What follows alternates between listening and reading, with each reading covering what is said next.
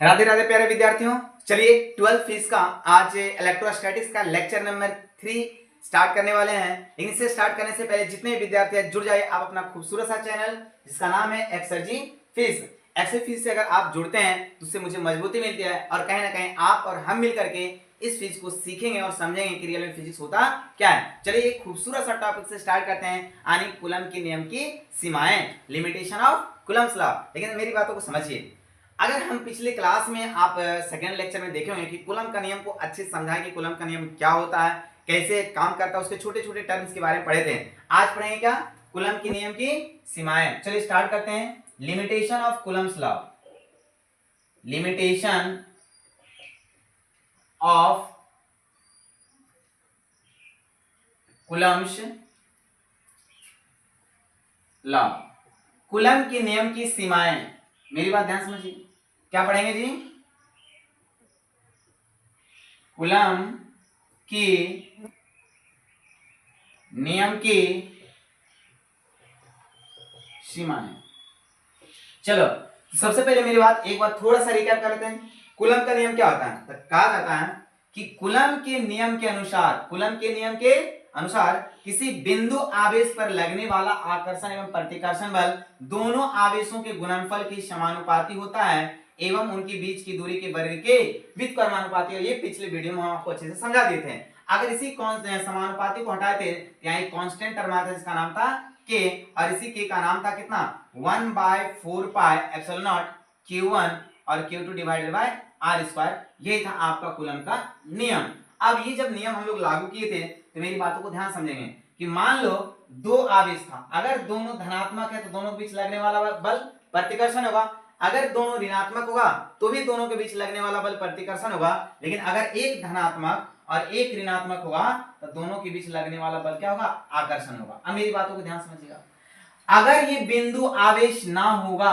है ना, अगर आवेश मान लो किसी पूरे इस लाइन पर है, आवेश जमा है, तो याद रखिएगा यहां और एक बिंदु आवेश यहां पे है, दोनों बीच कूलम का नियम लागू नहीं होगा। मेरी बात ध्यान समझिए, काहे नहीं होगा, है ना, कि जब तक बिंदु आवेश नहीं रहेगा तब तक दूरी, है ना, फिक्स नहीं होगा। मान लो यहाँ पे आवेश है पूरा यहां से यहां तक, तो यहां से यहां तक दूरी लगाएंगे कूलम का नियम, यहाँ पे आर अलग होगा, यहाँ पे आर अलग होगा, और जब आर का मान अलग होगा तो बल का नाम भी बदलेगा, बदलेगा कि नहीं। इसका मतलब लिमिटेशन में पहला क्या पढ़ेंगे कि यह नियम यानी कूलम का नियम केवल और केवल बिंदु आवेश के लिए लागू होता है। याद रखें ना, कूलम का नियम केवल किसके लिए, बिंदु आवेशों के लिए लागू होता है। अगर आवेश किसी भी वस्तु पर वितरित किया हुआ हो तो वहां पे आप कूलम का नियम लगा नहीं सकते हैं। तो कहा जाता है पहला क्या पढ़ेंगे कि कूलम का नियम किसके लिए जी, बिंदु आवेश के लिए लागू होता है। किसके लिए, पॉइंट चार्ज के लिए। तो इस बात को याद रखेंगे ना, पॉइंट चार्ज के लिए लागू होता है ना, बिंदु आवेश, बिंदु आवेश। मेरी बात ध्यान, पहला पॉइंट क्या पढ़े हैं कि कूलम का नियम केवल और केवल बिंदु आवेशों के लिए लागू होता है। दूसरा चीज समझिए, अगर मान लो ये आवेश Q1 यहां पे है और ये Q2 यहां पर है, मेरी बात ध्यान समझिएगा, है ना, अगर ये आवेश स्थिर है तब तो R का मान स्थिर रहेगा। अगर मान लो आवेश गति में आ गया, किसमें आ गया, गति में, तो आवेश इधर चला जाएगा, कहीं और चला जाएगा। मान लो यहाँ पे आ गया तो यहाँ आने के बाद R का मान बदल गया, R का मान क्या हो जाएगा, बदल जाएगा। तो R का मान बदलने से ये जो बल का मान है F बराबर K Q1 Q2 बटे कितना R स्क्वायर। तो ये R का मान बदलने से ये जो R स्क्वायर है, अगर यही R का मान बदल जाएगा तो बल का मान भी क्या करेगा, बदल जाएगा। तो यहां पे भी कूलम का नियम लागू नहीं होगा। इसलिए दूसरा पॉइंट याद रखिएगा कि यह केवल और केवल स्थिर आवेशों के लिए लागू होता है। पहला क्या था कि आवेश कैसा होना चाहिए, तो बिंदु मात्र आवेश होना चाहिए तब कूलम का नियम लागू होगा। दूसरा, आवेश कैसा होना चाहिए, स्थिर आवेश होना चाहिए, यानी स्टैटिक चार्ज होना चाहिए। कहां होना चाहिए, स्टैटिक चार्ज होना चाहिए, स्थिर आवेश होना चाहिए। तो याद रखिएगा कूलम का नियम पहला बिंदु आवेश और दूसरा स्थिर आवेशों के बीच लागू होता है। तीसरा, कूलम का नियम परिमित दूरी के लिए लागू होगा। अब दूरी हो जाए अनंत, अगर दूरी हो जाएगा अनंत तो बताइए R का मान अगर अनंत हो जाए, R का मान क्या हो जाए, अनंत हो जाए, तो बताइए R का मान जैसे अनंत होगा तो किसी भी से संख्या में अनंत से भाग देंगे तो बल का मान कितना आ जाएगा, 0 हो जाएगा। तो यहां पे भी आप कूलम का नियम लागू नहीं होगा। तो कहा जाता है कि ये परिमित दूरियों के लिए लागू होता है, यानी कूलम का नियम का दूरी सीमा निश्चित होना चाहिए, है ना। अगर दूरी परिमित नहीं रहेगा तब कूलम का नियम लागू नहीं होगा। तो तीसरा पॉइंट क्या होगा, परिमित दूरियों के लिए लागू होता है, परिमित, है ना, परिमित दूरियां के लिए लागू होता है ना।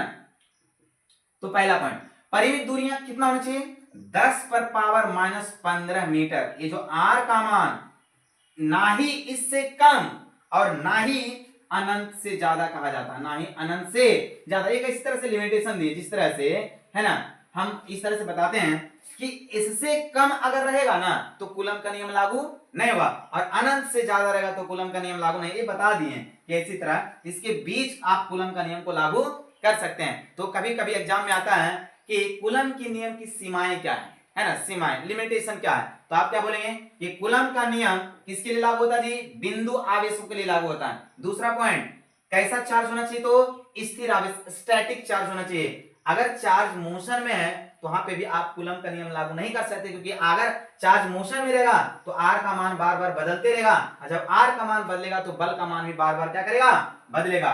तीसरा, परिमित दूरियां, है ना, परिमित दूरी का भी लिमिटेशन रहता है कुछ ना कुछ, और लिमिटेशन क्या दिया, 10⁻⁻15 मीटर से कम होना चाहिए और अनंत से क्या होना चाहिए, ज्यादा नहीं होना चाहिए। इसका मतलब यहाँ पे भी कूलम का नियम लागू नहीं होता है। तो 3 पॉइंट याद रखिएगा, लिमिटेशन में 3 महत्वपूर्ण पॉइंट है ना, पहला, दूसरा और तीसरा। अब कभी कभी एग्जाम में आता है एक कूलम से क्या समझते हैं, ध्यान समझिए, ये अगला हेडिंग है ना,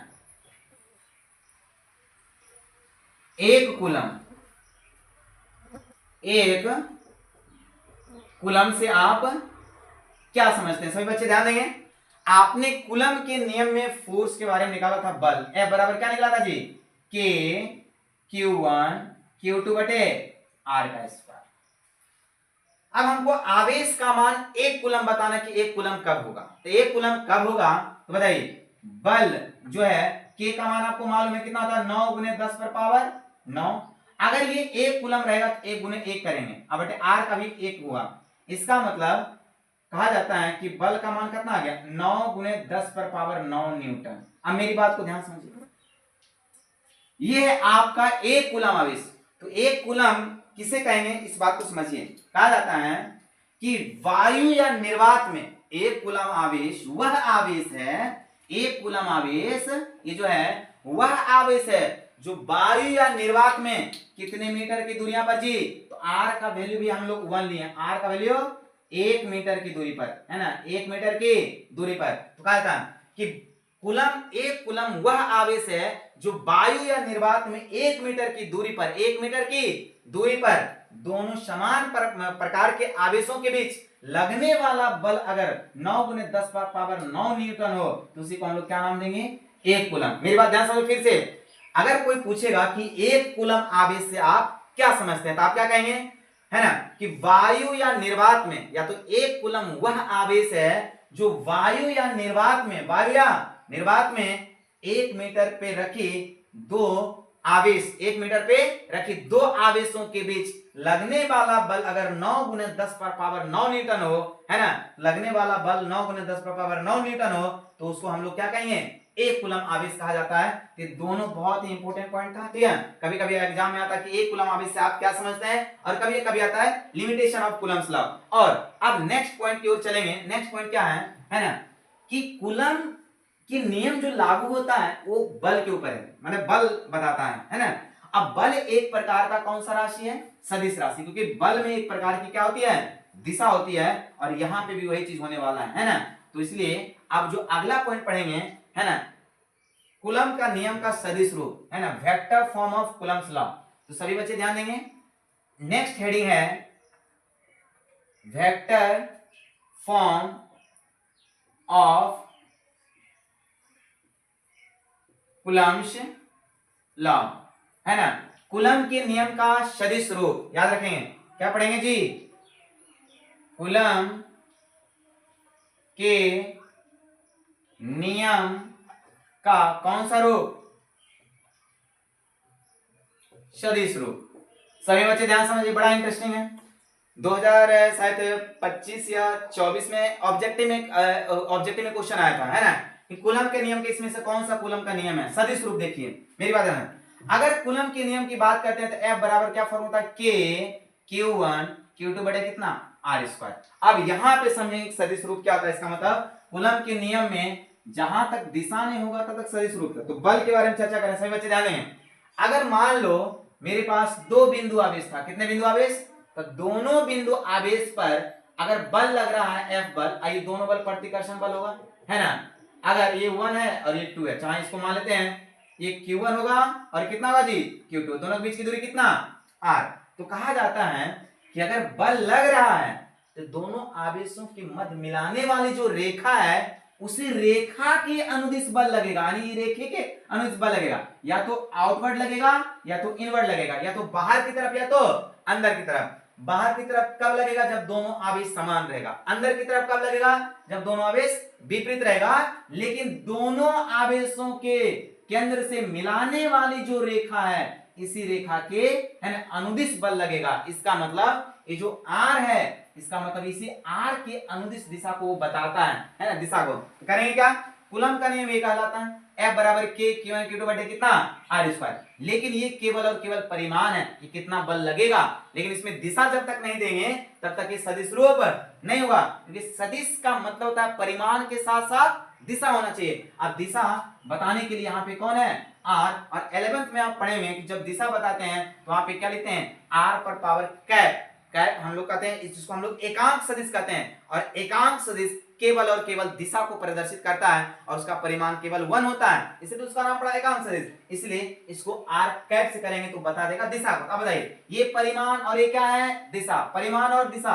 जब परिमाण और दिशा हुआ बताइए कौन सा राशि, सदिश राशि, इसलिए बल एक प्रकार का सदिश राशि है। इसका मतलब F के ऊपर आप एक प्रकार का वेक्टर का टर्म आ जाएगा। F बराबर K का मान कितना 1/4 pi epsilon not Q1 Q2 बटे कितना R का स्क्वायर। अब R सदिश का फॉर्मूला होता है R कैप बराबर होता है R का सदिश बटे मॉड का R। तो यहाँ पे लिख देंगे R का सदिश बटे मॉड का R। अब आगे बढ़िए ध्यान समझिएगा, तो F बराबर हो जाएगा आपका 1/4 pi epsilon not Q1 Q2 अब बटे R स्क्वायर इंटू R, तो मॉड R का Q लिख सकते हैं, मॉड दे दे कोई दिक्कत नहीं, मॉड R का Q इंटू का R का सदिश। यही हो गया क्या कूलम का नियम का कौन सा रूप, सदिश रूप। मेरी बात ध्यान से, और ये ऑब्जेक्टिव में आता है कि इसमें से कौन सा कूलम का नियम है। तो हमेशा बच्चे को याद रहता है कि Q1 Q2 बटे R स्क्वायर, लेकिन जब सदिश रूप पूछेगा इसकी दिशा को देना बहुत जरूरी है, और दिशा हमेशा इस दोनों बिंदु आवेशों को मिलाने वाली रेखा के अनुदिश होगा, इसलिए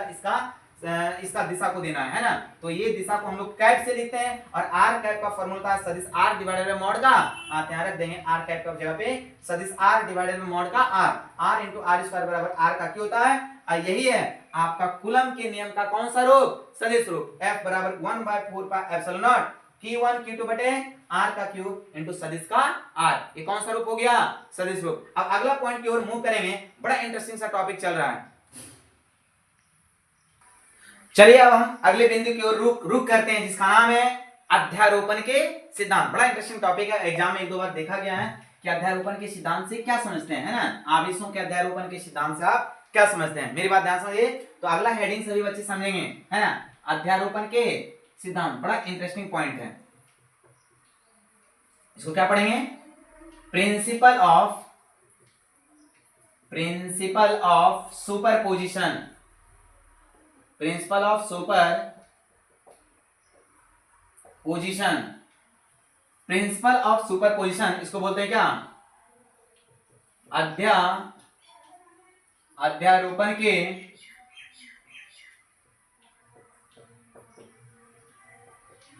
सिद्धांत। अब प्रिंसिपल ऑफ सुपर पोजिशन क्या होता है, बड़ा इंटरेस्टिंग चीज है। मान लो, अगर यहां समझना बड़ा इंटरेस्टिंग है कि मान लो मेरे पास एक स्थिर बिंदु आवेश है, इसका नाम है Q0। ध्यान समझिएगा, मेरे पास एक स्थिर बिंदु आवेश है, इसका नाम क्या है Q0, और ये स्थिर है। अब इस बिंदु आवेश पर बहुत सारे आवेश, मान लेते हैं Q1 Q2 Q3, बहुत सारा आवेश है, और डॉट डॉट करके हम लोग दे देते हैं Qn। यहाँ पे आवेश कितना है Q1 Q2 Q3 dot dot dot, यहाँ पे क्या देते हैं Qn, और इस आवेश का नाम क्या है Q0। अब Q1 से Q0 के बीच की दूरी हम लोग मान लेते हैं कितना R1, Q2 से Q0 के बीच की दूरी कितना मान लेते हैं हम लोग R2, Q3 से Q0 के बीच की दूरी कितना, R3, और उसी तरह से Q1 और Q0 के बीच की दूरी कितना मान लेते हैं, Rn। मेरी बात ध्यान समझिए, कहता है अध्यारोपण के सिद्धांत के अनुसार, अध्यारोपण के सिद्धांत के अनुसार किसी स्थिर बिंदु आवेश, याद रखना, अध्यारोपण के सिद्धांत के अनुसार किसी स्थिर बिंदु आवेश पर लगने वाला परिणामी बल, लगने वाला परिणामी बल। अब यहाँ पे इसको लिखना पड़ेगा, इस बात को समझिएगा, बड़ा इंटरेस्टिंग सा टॉपिक है अध्यारोपण का सिद्धांत, है ना। तो यहाँ पे हम लोग इस बात को समझेंगे, हम यहां से लिखते भी जाएंगे और आपको समझ में भी आ जाएगा कि क्या होता है, ठीक है। हमने क्या बोला, अध्यारोपण के सिद्धांत के अनुसार किसी स्थिर बिंदु आवेश पर लगने वाला परिणामी बल। अब परिणामी बल को हम लोग लिखते हैं F, परिणामी बल, ठीक है, परिणामी बल, चलो ये लिख दिए F, है ना। अब मेरी बात ध्यान सुनो, कितने आवेश हैं यहाँ, टोटल n आवेश है, नंबर ऑफ n आवेश, और ये एक प्रकार का बिंदु आवेश है। अगर ये धनात्मक है, ये धनात्मक है, तो दोनों आवेशों के बीच लगने वाला बल कैसा होगा, प्रतिकर्षण बल, और इस बल का नाम हम दे देते हैं F1, है ना। उसी प्रकार ये आवेश Q2 है, यहाँ आवेश कैसा है, Q2 है, और ये Q2 और Q0 के बीच लगने वाला बल कैसा होगा, प्रतिकर्षण, इसका नाम देते हैं कितना, F2। उसी प्रकार Q3 है, और ये Q3 बल और Q0 के बीच लगने वाला जो बल होगा, इसका नाम क्या होगा, F3 बल, और उसी प्रकार इसके बीच लगने वाला बल का नाम कितना हो जाएगा, Fn बल, हुआ कि नहीं। और सब बल एक प्रकार का सदिश रूप होता है, इसलिए F1 F2 F3। तो क्या बोलेंगे कि किसी बिंदु आवेश पर लगने वाला परिणामी बल, यानी F कुल बल, जो परिणामी है तो कुल बल, किसी बिंदु आवेश पर लगने वाला परिणामी बल अन्य आवेशों के द्वारा, अन्य मतलब बहुत सारा, अन्य आवेशों के द्वारा लगने वाले बलों का, लगने वाले बलों का सदिश योग के बराबर होता है। इसका मतलब सदिश योग मतलब F1 प्लस F2, और ये सदिश के रूप में होता है, इसलिए F1 plus F2 plus F3 dot dot कहां तक, Fn तक रहेगा, ये हो जाएगा।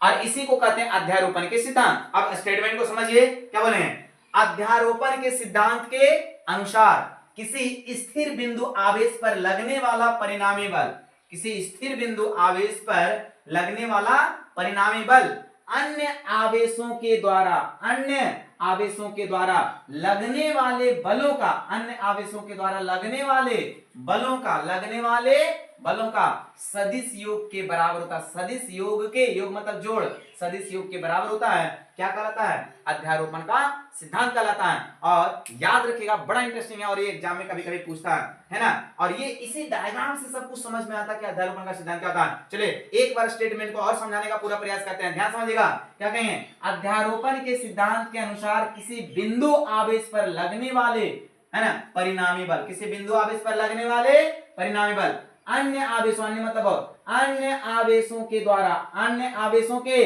द्वारा लगने वाले बलों का, लगने वाले बलों का सदिश योग के बराबर होता है। लगने वाले बलों का सदिश योग के बराबर होता है, कहलाता है अध्यारोपण का सिद्धांत। अब इसी को मैथमेटिक्स में इस तरह से लिखा जाता है, देखिए फिर से, अध्यारोपण के सिद्धांत के अनुसार किसी बिंदु आवेश पर लगने वाला परिणामी बल, लगने वाला परिणामी बल अन्य आवेशों के द्वारा लगने वाले बलों का सदिश योग के बराबर, सदिश योग के बराबर होता है, और इसी को बोलते हैं क्या, अध्यारोपण के सिद्धांत। अब मेरी बात ध्यान समझिएगा, अगर अध्यारोपण के सिद्धांत, इस स्टेटमेंट को लिख लिए होंगे, उम्मीद करते हैं इसको सब बच्चे लिख लेंगे कि अध्यारोपण का सिद्धांत क्या होता है। अब आगे बढ़ते हैं, बताइए, परिणामी बल F। अब F1 क्या है, तो बोलेंगे सर F1 क्या है, Q1 एवं Q0 के बीच लगने वाला बल है। अब ये दोनों धनात्मक आवेश, दोनों बीच लगने वाला बल कैसा होगा, प्रतिकर्षण होगा।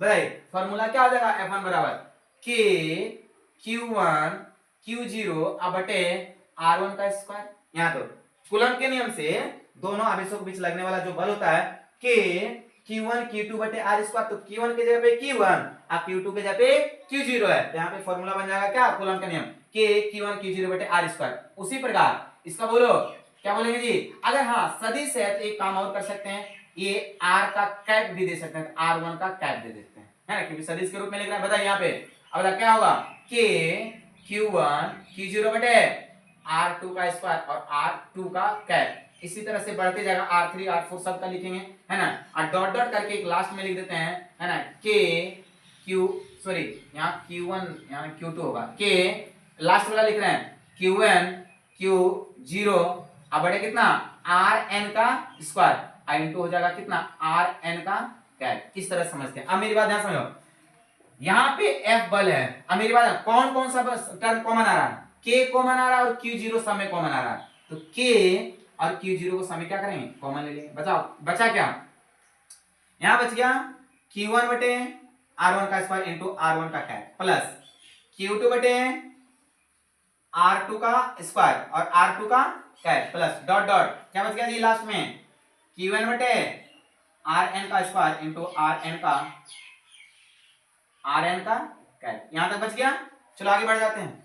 F बराबर K का मान कितना 1/4 पाई एप्सिलॉन नॉट हो जाएगा कितना Q नॉट।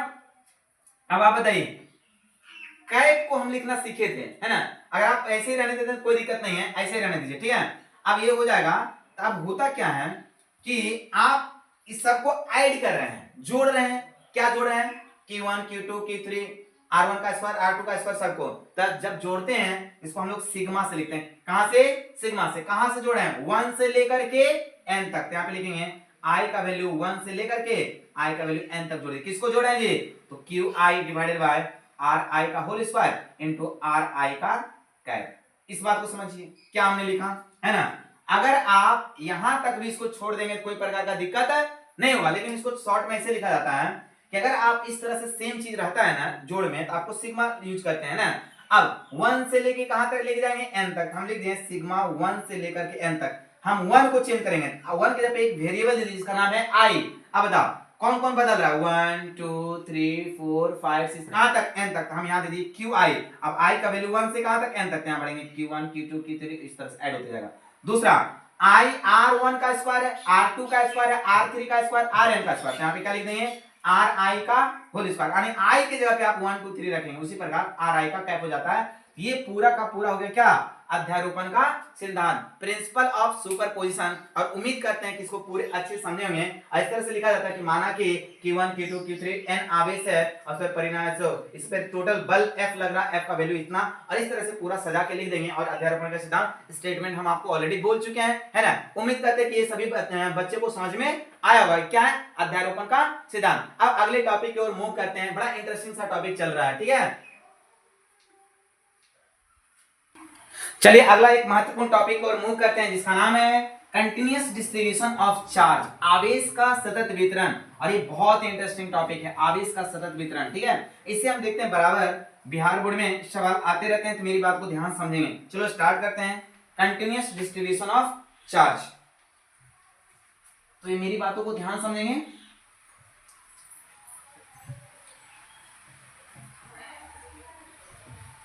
चलिए स्टार्ट करते हैं कंटिन्यूअस डिस्ट्रीब्यूशन ऑफ चार्ज, आवेश का सतत वितरण। Continuous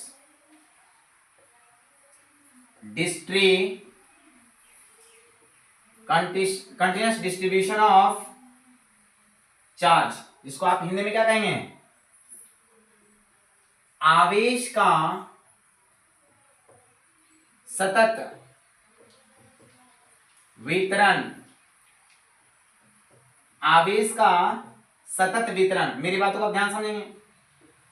continuous distribution of charge क्या होता है आवेश का सतत वितरण। कहा जाता है जब किसी भी चालक पदार्थ को आवेशित किया जाता है, जब किसी भी चालक पदार्थ को आवेशित किया जाता है तो आवेश उसके संपूर्ण लंबाई पर, आवेश उसके संपूर्ण क्षेत्रफल पर, आवेश उसके संपूर्ण आयतन में एक समान रूप से फैल जाते हैं। इसी को बोलते हैं आवेश का सतत वितरण। मेरी बात को समझिए कि मान लो हमने क्या बोला आवेश का सतत वितरण से क्या समझते हैं। मान लो एक प्रकार का रॉड है, ये पूरा एक प्रकार का क्या है रॉड है ना, और ये एक प्रकार का मान लो इस तरह से एक प्रकार का क्षेत्रफल है, इस तरह से एक प्रकार का क्षेत्रफल है ना, और ये एक प्रकार का आयतन टाइप का वॉल्यूम टाइप का मान लो समझ लो, इस तरह से गोला टाइप का। कहता है जब किसी भी चालक पदार्थ को आवेशित किया जाता है, हमने तीनों को आवेशित कर रहे हैं, इसको भी कर रहे हैं इसको भी कर रहे हैं, तो आवेश क्या करेगा एक स्थिर बिंदु पे नहीं रहेगा। मान लो ये बोर्ड है और ये कंडक्टर है चालक है, अगर आप एक वायर को ला करके किसी एक कॉर्नर पे ला के जोड़ देंगे और उसमें स्विच को ऑन कर देंगे, क्या करंट सिर्फ यही लगेगा? नहीं, करंट सिर्फ यही लगेगा? नहीं, यही लगेगा? नहीं, ये क्या करेगा, इसमें चारों तरफ पूरे बोर्ड में फैल जाएगा। इसका मतलब ये तो बता रहे हैं। और आवेश चारों तरफ क्या हो गया? फैल गया, जिसको आप लोग कहते हैं करंट लगना। करंट को ही तो बोलते हैं विद्युत धारा। बात समझ रहे हैं? तो हमने क्या बोल रहा है कि आवेश का सतत वितरण का मतलब क्या होता है कि जब किसी भी चालक को आवेशित किया जाता है तो आवेश इसकी संपूर्ण लंबाई पर, है ना, संपूर्ण क्षेत्रफल पर, संपूर्ण आयतन में एक समान रूप से फैल जाता है, इसको कहते हैं आवेश का सतत वितरण। हमने क्या पढ़ा कि जब किसी भी चालक पदार्थ को आवेशित किया जाता है तो आवेश इसके संपूर्ण लंबाई पर, संपूर्ण क्षेत्रफल पर एवं संपूर्ण आयतन में एक समान रूप से फैल जाता है, इसी को क्या कहते हैं? आवेश का सतत वितरण। तो इस तरह से जब इसको देखा गया तो पता चला कि आवेश का सतत वितरण 3 प्रकार के हुए। कितने प्रकार? 3 प्रकार, है ना। आवेश का सतत वितरण 3 प्रकार। तो पहला का नाम है ना, लीनियर चार्ज डिस्ट्रीब्यूशन, है ना। ये हो गया लंबाई के लिए, ये क्षेत्रफल के लिए और ये आयतन के लिए, वॉल्यूम के लिए। देखिए पहला का नाम क्या है? Linear charge distribution. Linear charge distribution. पहला रेखीय आवेश वितरण, इसका नाम है रेखीय आवेश वितरण। अब समझो लीनियर चार्ज डिस्ट्रीब्यूशन क्या होता है? कहता है जब किसी चालक छड़ को, चालक एक प्रकार का छड़ है ये, जब किसी चालक रॉड को आवेशित किया जाता है तो आवेश इसके संपूर्ण लंबाई में एक समान रूप से फैल जाता है, इसी का नाम दिया गया क्या? रेखीय आवेश वितरण। एक रेखा में फैल जाना, एक पूरे संपूर्ण लंबाई में फैल जाना, तो इसी का नाम क्या पड़ गया? रेखीय आवेश वितरण। यानी लीनियर चार्ज डिस्ट्रीब्यूशन का मतलब ये होता है जब आवेश को, जब किसी भी चालक रॉड को आवेशित किया जाता है तो आवेश इसके संपूर्ण लंबाई में एक समान रूप से फैल जाता है, इसी का नाम क्या है? रेखीय आवेश वितरण। बड़ा इंटरेस्टिंग चीज है। और रेखीय आवेश, मान लो इस रॉड का लंबाई कितना है? L है, और आवेश का मात्रा कितना है? Q। यानी ये Q आवेश जब दिए तो इसके पूरे रॉड पर एक समान रूप से क्या हो गया? फैल गया, इसी का नाम था क्या? रेखीय आवेश वितरण। और यहां से सबसे इंपॉर्टेंट पॉइंट ये चलता है जो एग्जाम में बराबर पूछा जाता है ना, इसका नाम है रेखीय आवेश घनत्व। और ये बहुत इंपॉर्टेंट पॉइंट है ना। इसका नाम क्या देंगे? रेखीय आवेश घनत्व। इसके अंदर आता है जिसका नाम है linear charge density. Linear charge density. और लीनियर चार्ज डेंसिटी को हिंदी में क्या कहते हैं जी? रेखीय आवेश घनत्व। मेरी बातों को ध्यान समझेंगे। रेखीय आवेश घनत्व क्या होता है समझो। हमने कितने चार्ज को दिए? क्यू चार्ज को जब किसी रॉड पे दिए, इसकी संपूर्ण लंबाई पर ये क्यू चार्ज एक समान रूप से क्या किया? फैल गया। जब एक समान रूप से फैल गया, अरे रॉड की लंबाई कितना है? L है, तो कहा जाता है कि रेखीय आवेश घनत्व क्या होगा, है ना। अब मेरी बात को ध्यान सुनिए कि रेखीय आवेश घनत्व को हम लोग लैम्डा से लिखते हैं। तो लैम्डा जब लिखते हैं तो इसका परिभाषा बड़ा आसान है ना। अब मेरी बात को ध्यान समझो, सभी बच्चे ध्यान देंगे। मान लो हम परिभाषा समझाने का पूरा प्रयास कर रहे हैं कि मान लो यहाँ पे लिखे हम 6% प्रतिशत। ये क्या लिखा हुआ जी? 6%। तो 6%।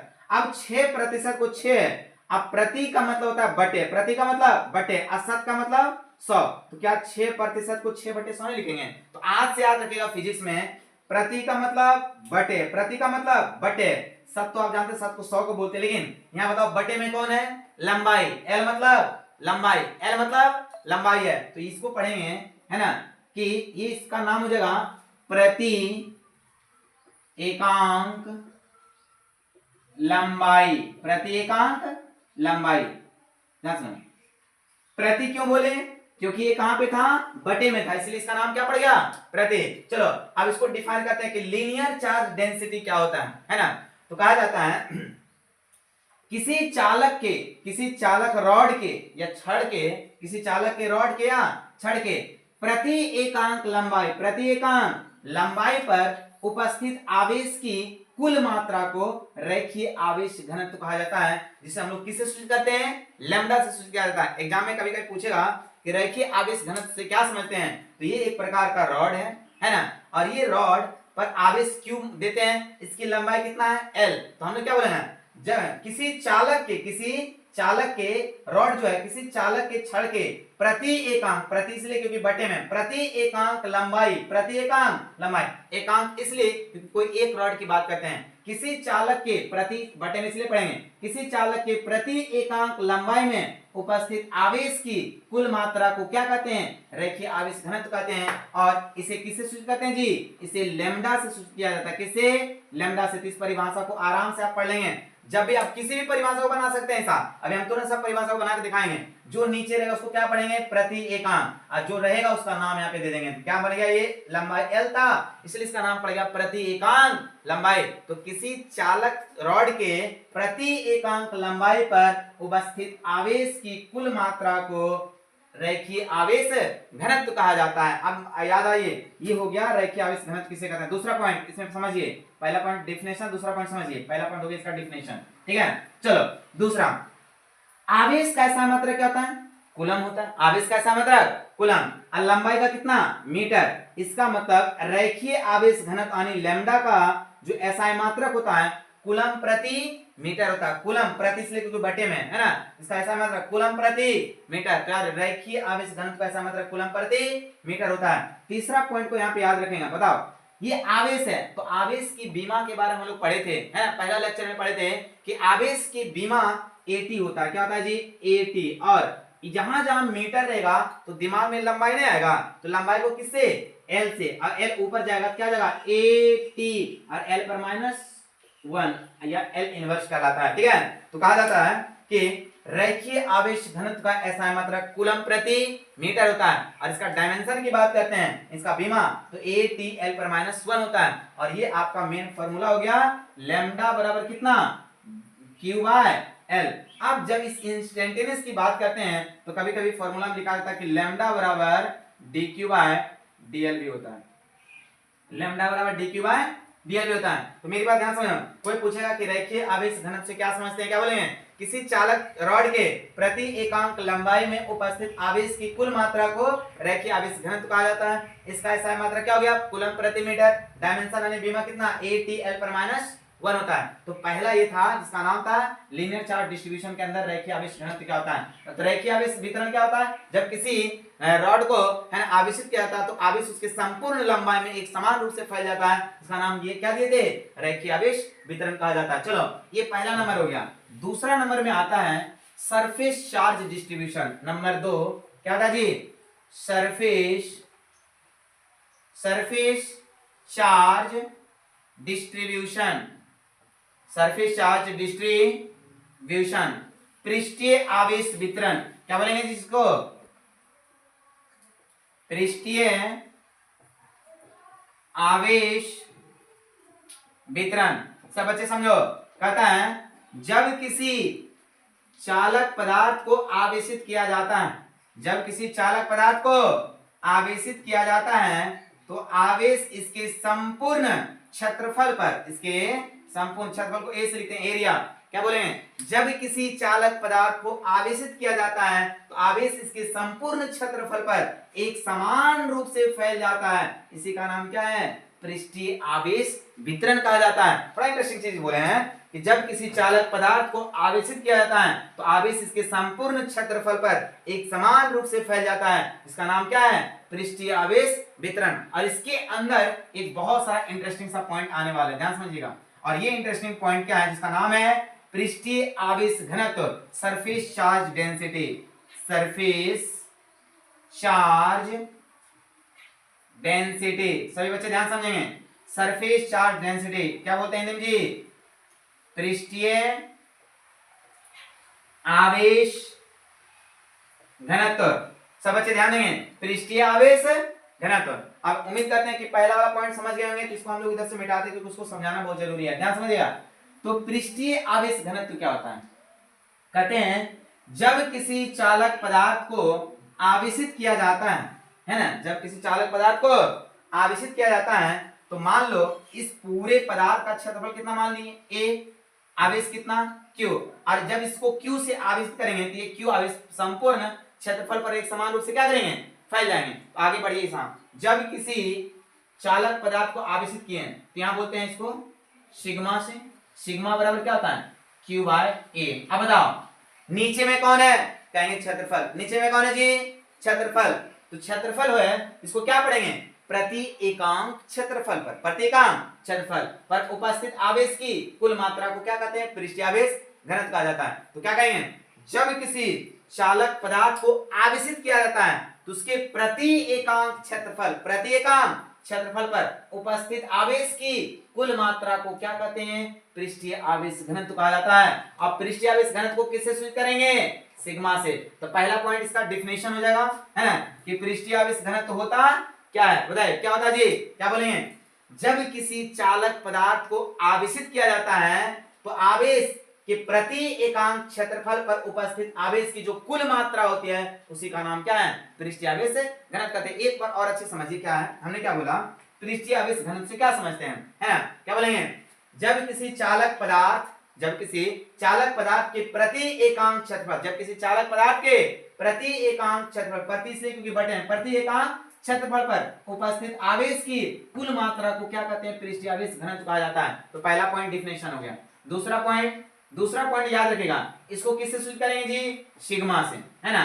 तीसरा पॉइंट याद रखेगा, तीसरा पॉइंट बताइए, आवेश का ऐसा मात्रक कूलम, क्षेत्रफल का मीटर का स्क्वायर, तो इसका SI मात्रक जो होगा, इसका SI मात्रक जो होगा क्या हो जाएगा, कूलम प्रति मीटर का स्क्वायर। याद रखिएगा, पृष्ठीय आवेश घनत्व का ऐसा मात्रक कूलम प्रति मीटर का स्क्वायर होता है। इसका चौथा पॉइंट याद रखिएगा, डायमेंशन यानी बीमा, है ना, इसका बीमा याद रखिएगा, सभी बच्चे ध्यान देंगे, बीमा बताओ, कूलम का बीमा 80, अब इसका बीमा 80, और चलो मीटर का स्क्वायर, जहां जहां मीटर रहेगा L का स्क्वायर, L नीचे कहां जाएगा जी, ऊपर जाएगा तो जाएगा 80L पर -2। बताइए पृष्ठीय आवेश घनत्व की बीमा क्या होगा जी, 80L पर -2, 80L पर -2, ये हो गया दूसरा।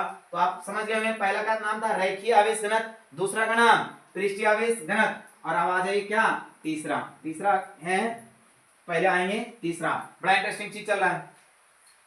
तीसरा का नाम है volume charge distribution, volume charge volume charge distribution. और वॉल्यूम चार्ज डिस्ट्रीब्यूशन को हिंदी में कहते हैं आयतन आवेश वितरण। क्या कहते हैं जी, आयतन आवेश वितरण। कहता है जब किसी चालक पदार्थ को आवेशित किया जाता है, आयतन आवेश वितरण समझिए, जब किसी चालक पदार्थ को आवेशित किया जाता है तो आवेश उसके संपूर्ण आयतन में, आवेश उसके संपूर्ण आयतन में एक समान रूप से फैल जाता है, उसी का नाम क्या है, आयतन आवेश वितरण। याद रखिए, जब किसी चालक पदार्थ को आवेशित किया जाता है तो आवेश उसके संपूर्ण आयतन में एक समान रूप से फैल जाता है, उसी का नाम क्या है, आयतन आवेश वितरण कहा जाता है। और इसी के अंदर एक नया पॉइंट पढ़ेंगे, इसका नाम है वॉल्यूम चार्ज डेंसिटी, है ना, इसके अंदर एक पॉइंट पढ़ेंगे, इसका नाम की वॉल्यूम चार्ज, अरे बड़ा इंटरेस्टिंग पॉइंट है, volume charge density, density, volume charge density. अब बताइए वॉल्यूम चार्ज डेंसिटी को क्या कहते हैं, आयतन आवेश घनत्व। सभी बच्चे ध्यान देंगे, अब आयतन आवेश घनत्व होता है। चलो तीसरा नंबर में यहां स्टार्ट करते हैं, सभी बच्चे ध्यान देंगे, बड़ा इंटरेस्टिंग सा पॉइंट है, आयतन आवेश घनत्व। मान लो ये कोई मेरे पास स्फीयर है, गोला है, अब गोले के अंदर अगर आप आवेश को देते हैं तो आवेश पूरा संपूर्ण आयतन में एक समान रूप से क्या हो गया, फैल गया, और इस आयतन को क्या नाम देते हैं, भी देते हैं। तो बताओ चलो स्टार्ट करते हैं, पहला पॉइंट डेफिनेशन क्या होता है, इसको रो से सूचित किया जाता है, तो रो बराबर होता है Q बटे V। अब बताओ नीचे में कौन है, आयतन है, तो क्या पढ़ेंगे, प्रति एकांक आयतन, तो क्या बोलेंगे, किसी चालक पदार्थ के प्रति एकांक, नीचे में प्रति एकांक आयतन में उपस्थित आवेश की मात्रा को क्या कहते हैं? आयतन आवेश घनत्व कहा जाता है। मेरी बात ध्यान से, हमें क्या बोला? नीचे में रहेगा तो उसको पढ़ना है प्रति, क्या बोलेंगे, है ना, किसी चालक पदार्थ के प्रति एकांक आयतन, भी मतलब आयतन होता है और नीचे में इसलिए प्रति एकांक आयतन, किसी चालक के प्रति एकांक आयतन में उपस्थित आवेश की कुल मात्रा को आयतन आवेश घनत्व कहा जाता है। दूसरा पॉइंट याद रखिएगा, आयतन आवेश घनत्व रो बराबर सिग्मा, रो बराबर क्यू बाय बी। आयतन आवेश घनत्व को किससे सूचित करेंगे? रो से सूचित किया जाता है। किससे जी? रो से। तीसरा पॉइंट इसका याद रखिएगा, इसका एसआई मात्रक बताइए। आवेश का एसआई मात्रक कूलम और आयतन का एसआई मात्रक मीटर का क्यू। तो याद रखिएगा तीसरा पॉइंट में इसका एसआई यूनिट जो होता है, एसआई मात्रक जो होता है कूलम प्रति मीटर का क्यू। तो तीसरा पॉइंट याद रखिएगा कि आयतन आवेश घनत्व का एसआई मात्रक कूलम प्रति मीटर का क्यू होता है। क्या होता है जी? कूलम प्रति मीटर का क्यू। और चौथा पॉइंट याद रखेंगे डायमेंशन, जिसको आप लोग क्या कहते हैं जी? बीमा कहते हैं। चलो बीमा क्या होता है मेरी बात ध्यान दो। जहां जहां कूलम रहेगा आवेश, वहां क्या लिखेंगे हम लोग? एटी। और जहां जहां वॉल्यूम आयतन रहेगा मीटर का क्यू, इसका मतलब एल। जहां जहां मीटर रहेगा तो मीटर का मतलब लंबाई, और लंबाई को एल से, एल का क्यू हो जाएगा कितना? एटी, ऊपर जाएगा एल पर माइनस 3, इसको कहते हैं एटी एल पर माइनस 3। तो बताइए आयतन आवेश घनत्व की जो बीमा हो गई उसका नाम है एटी एल पर माइनस 3, है ना। अब इसको एक बार समराइज कर देते हैं, है ना। इसको बोलते हैं कंटिन्यूअस चार्ज डिस्ट्रीब्यूशन। क्या होता है मेरी बात ध्यान सुनो। जब किसी भी पदार्थ को आवेशित किया, पूरा एक बार में समरी कर लेते हैं। जब किसी भी पदार्थ को आवेशित किया जाता है तो आवेश इसकी संपूर्ण लंबाई पर, संपूर्ण क्षेत्रफल पर और संपूर्ण आयतन में एक समान रूप से फैल जाता है, उसी का नाम है आवेश का सतत वितरण। पहला चीज, आवेश का सतत वितरण कितने प्रकार? 3 प्रकार। कितने प्रकार? 3 प्रकार। सबसे पहला नाम है रैखिक आवेश वितरण, क्योंकि यह एक प्रकार का रेखा में हुआ था, है ना, रैखिक आवेश वितरण। दूसरा का नाम क्या था जी? सरफेस, पृष्ठीय आवेश वितरण, है ना, क्योंकि पृष्ठ पे हुआ था। और तीसरा का नाम आयतन आवेश वितरण। तो पहला का नाम था रैखिक आवेश वितरण। से क्या समझते हैं? कहा जाता है जब किसी चालक रॉड को आवेशित किया जाता है तो आवेश उसके संपूर्ण लंबाई पर एक समान रूप से फैल जाता है, उसी का नाम है रैखिक आवेश वितरण। और रैखिक आवेश वितरण के अंदर एक पॉइंट आता है जिसका नाम था रैखिक आवेश घनत्व। और घनत्व में लैम्डा बराबर क्यू बाय एल, लैम्डा बराबर क्यू बाय एल, एल नीचे में इसका नाम प्रति पड़ेगा। तो प्रति एकांक लंबाई में उपस्थित आवेश की कुल मात्रा को रैखिक आवेश घनत्व कहा जाता है। और रैखिक आवेश घनत्व को ऐसा मात्रक होगा कूलम प्रति मीटर। आवेश का मतलब कूलम और लंबाई का मीटर, कूलम प्रति मीटर। इसका बीमा लिखेंगे तो बताइए आवेश का बीमा एटी और नीचे में जो आएगा, है ना, तो हो जाएगा एल, नीचे से ऊपर जाएगा एल पर माइनस 1, तो हो जाएगा एटी एल पर माइनस 1। दूसरा का नाम क्या था? दूसरा का नाम था पृष्ठीय आवेश वितरण। पृष्ठीय आवेश वितरण तथा जब किसी चालक को आवेशित किया जाता है तो आवेश इसके संपूर्ण पृष्ठ पर एक समान रूप से फैल जाता है, उसी का नाम था पृष्ठीय आवेश वितरण। और उसी के अंदर एक पॉइंट आता था जिसका नाम था पृष्ठीय आवेश घनत्व। तो याद रखिएगा पृष्ठीय आवेश घनत्व को हम लोग किससे लिखते थे? सिग्मा से। किसे? तो सिग्मा बराबर क्यू बाय 8। बताइए क्या जाता है? किसी चालक पदार्थ के प्रति एकांक क्षेत्रफल, प्रति एकांक क्षेत्रफल पर उपस्थित आवेश की कुल मात्रा को क्या कहते हैं? पृष्ठीय आवेश घनत्व कहा जाता है। अब पृष्ठीय आवेश घनत्व को किससे लिखते थे? सिग्मा से। इसका ऐसा मात्रा हुआ कूलम प्रति मीटर का स्क्वायर, कूलम प्रति मीटर का स्क्वायर। ये तो सिग्मा बराबर क्यू है, कूलम प्रति मीटर का स्क्वायर। इसका बीमा कितना? 80 एल पर माइनस 2। और लास्ट आया था जिसका नाम था आयतन आवेश वितरण। क्या कहता है? जब किसी चालक पदार्थ को आवेशित किया जाता है तो आवेश से संपूर्ण आयतन में एक समान रूप से फैल जाता है, जिसका नाम था आयतन आवेश वितरण। इसी के अंदर एक पॉइंट है जिसका नाम था वॉल्यूम चार्ज डेंसिटी, आयतन आवेश घनत्व। अब आयतन आवेश घनत्व क्या था? फॉर्मूला आप जानते हैं, है ना, क्या होता जी? रो बराबर क्यू बाय वी। रो बराबर कितना? Q by V. तो नीचे में भी है इसलिए इसका क्या पढ़ेंगे? प्रति एकांक आयतन में, किसी चालक पदार्थ के प्रति एकांक आयतन में उपस्थित आवेश की कुल मात्रा को क्या कहते हैं? आयतन आवेश घनत्व कहा जाता है। अब बताइए इसका ऐसा मात्रक, इसको रो से सूचित करते हैं, ऐसा मात्रक हो गया कूलम प्रति मीटर की क्यू। इसका बीमा हो गया कितना? 80 एल पर माइनस 3। तो ये उम्मीद करते हैं कि यहाँ तक आपको समझ में आ गया होगा और अगले दिन इससे बेहतर हम लोग करने का पूरा प्रयास करेंगे। और उम्मीद करते हैं कि सभी बच्चे जुड़े रहिए एक्सरजी फीस के साथ। और अभी हम लोग न्यूमेरिकल स्टार्ट नहीं किए हैं, पहले थ्योरी पार्ट को पूरा कंप्लीटली अच्छे से धीरे धीरे धीरे कर रहे हैं। करने के बाद हम लोग थ्योरी पार्ट कंप्लीट हो जाएगा, फिर ऑब्जेक्टिव, सब्जेक्टिव, न्यूमेरिकल सब कुछ करवाएंगे, इंपॉर्टेंट क्वेश्चन करवाएंगे, क्वेश्चन बैंक सब कुछ होगा। लेकिन आप लोग जुड़े रहिए एक्सरजी फीस के साथ, हमेशा आपके साथ तत्पर, हमेशा कोशिश करेंगे कि बेहतर से बेहतरीन हो, है ना। तो उम्मीद करते हैं आज के लिए इतना ही रहने देते हैं, अगले दिन फिर से हम लोग देखते हैं। Thank you.